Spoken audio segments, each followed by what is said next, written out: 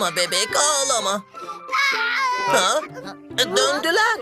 Süslü de yanlarında. Süslü, seni çok özledik. Ormanda yalnızsın diye çok endişelendik. Artık vahşi bir hayvan olduğum için orman benim yuvam. Kertenkele olmanın güzelliklerini şirinlemeye başlıyorum. Yani bu panzehire ihtiyacın yok öyle mi? Ha? Şaka mı şirinliyorsun? Ver hemen şunu.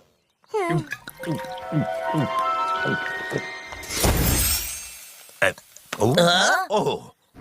Merak etme düzeltebilirim. Hemen dönerim. Ne oldu? Ne var? Ha? Olamaz.